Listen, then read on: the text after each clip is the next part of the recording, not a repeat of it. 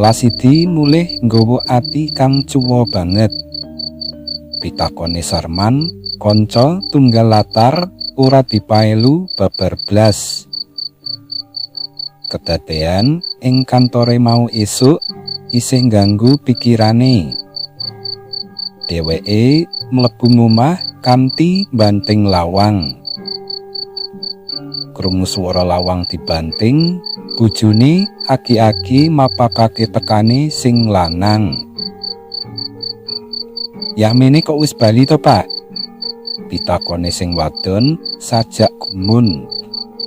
Merga biasane sing lanang mulih saka kantore jam 4 sore. Iku wae yen ora ana gawean liyane sing perlu ditandani.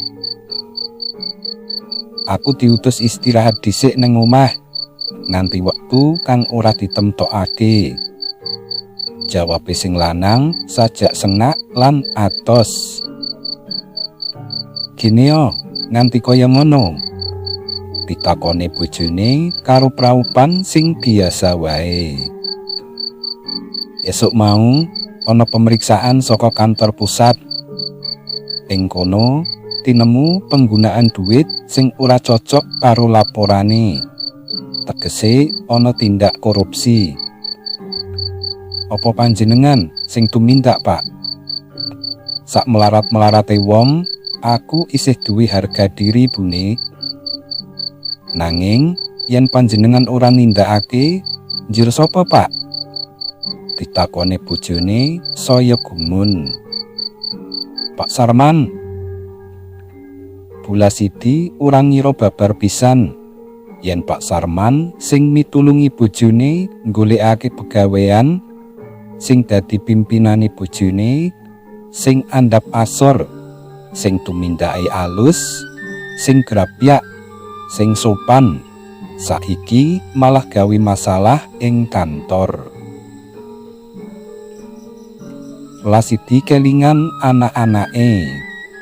Suntoro, anake sing sepisanan, isih kuliah ana ing Bandung. Rumiati isih ana kelas 3 SMP. Kabeh nedem-nedeme mbutuhake biaya akeh.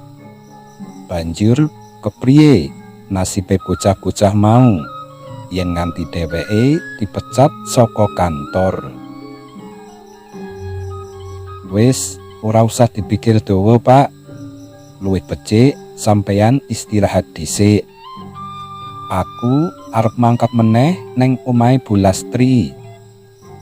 Bojone jumangkah ninggalake latar sing mung 4 meter persegi kuwi.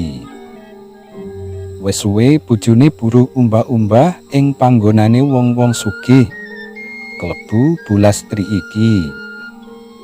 Saben dinane bayare bojone kanggo mangan, dene bayare saka kantor kanggo nyukupi sekolahe anak-anake kabeh. Nanging saiki sakwise dheweke disekor saka kantor, apa kang kudu ditindakake? Mangan bayare bojone saben dina kok rasane kurang enak. Kepriye aloke para tangga teparo yen ngerti sego sing dipangan saben dinane asil kringete sing wadon. Wis 5 dina Lasidi turu wae ana ndipan. Awake krasa kesel banget. Mongko ora nindakake pegawean apa-apa. Rasane kudu muring-muring wae. Yen wengi Lasidi ora bisa ngremake mripate babar pisan. Pikirane melayu merana mrene. Kadang mikir Suntoro, anake lanang sing dek wingi awan mentas njaluk kiriman kanggo mbayar pondokan sing wis arep entek. Sirahe tambah mumet.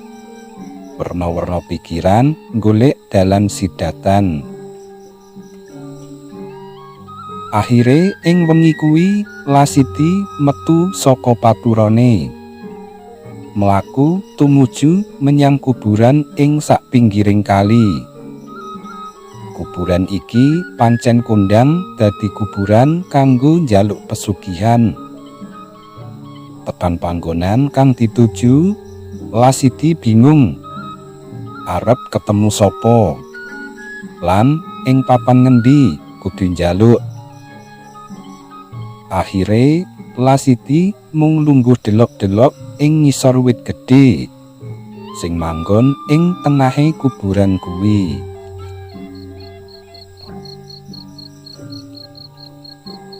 "Mbah, kula tiyang asli dusun ngriki.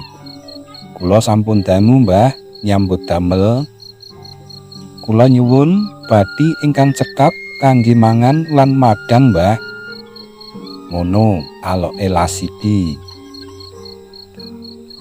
Dadak ora dinyono saka ngendi parane ing ngarepe Lasidi wis ngadeg pawongan ireng gedhe dhuwur. Tur siyunge loro ketok dawa. "Arep njaluk apa le?"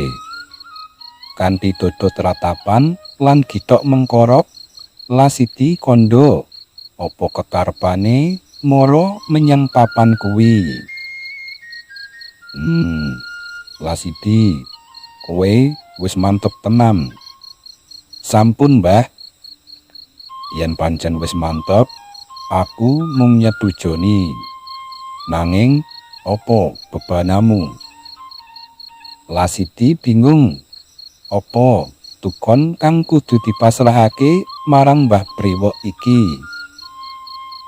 "Lah Mbah Brewok nyuwun menapa?" "Aku njaluk tukon, ya anakmu dhewe." Lasidi meh wae semaput. "Anake sing endi?" "Rumiati, kamangka bocah kae lagi mekar-mekare." "Sumtara, bocah kae digadang bisa dadi pemuda harapane bangsa." Suwe Lasidi mikir nganti Mbah Brewok takon meneh, "Piye le?" Akhire pilihane Lasidi tumuju marang Rumiati. Senajan abot, alot anggone ngandhakake. "Yo, yen pancen wis mantep tenan, saiki muliha.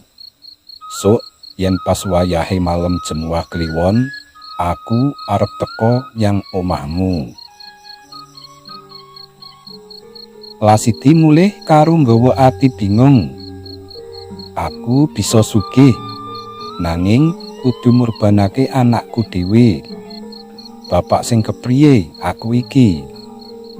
Ngono pikirane Lasidi. Pirang-pirang dina pikiran cuwok iki digawa terus, nanging ora dingerteni dening bojone. "Ana apa to, Pak? Kok pirang-pirang dina iki katon bingung?" "Ora ana apa-apa, Bune. Yen ana apa-apa ki ngomongo. Dadi aku bisa melu mikir." "Tenan kok, ora ana apa-apa. Aku mung rada mumet sethithik. Mengko ya mari dhewe." "Ya wis nek ngono." Wayahe dina Kemis wengi, nalika Lasidi leyeh-leyeh ing dipan ngarepan, dheweke arep mapakake dhewe tekane Mbah Brewok. Kamangka iki wis jam 12 kurang sethithik, nanging ora ana tanda-tandane yen Mbah Brewok arep teka. Dilalah saka njero omah, bojone bengak-bengok ngandhakake yen Rumiati kelaran. Lasidi agi-agi melayu mlebu omah panggonane bojone sing bengok-bengok kuwi. Katon anake wadon nglitak kejet-kejet. Guayane pucet njrejet, ambekane pedhot-pedhot. Lasidi entek atine ngerti kahanane anake wadon sing lagi sekarat. Ora kuat nyawang anake sing nandang lara kang abot banget. Lasiti banjur melayu menyang kuburane Mbah Brewok. Mbah, kula mboten sida nyuwun mawon. Kula mboten tege nyawang anak kula pejah. Nanging ora ana wangsulan apa-apa. Sing ana mung swara angin sing ngambung ngrembuyunge wit ringin. Nganti bola-bali anggone nyuwun nanging tetep ora ana jawaban. Bareng Lasiti gembor lagi ing burine muncul regemenge wong. Lasiti kaget. Jebul sing muncul Mbah Brewok. "Mbah, kula mboten sida nyuwun mawon. Kula aku wis ngerti maksudmu. Kowe ora lila anakmu kanggo dukon to? Nanging wis kasep le. Aku lagi wae mulih saka omahmu. Sak perlu mapek anakmu." Rasane jagat iki mandeg olehe muter. Dadi anakku wis mati. Mono batine Lasiti. Agi-agi Lasiti melayu mulih karo ndekem dadane.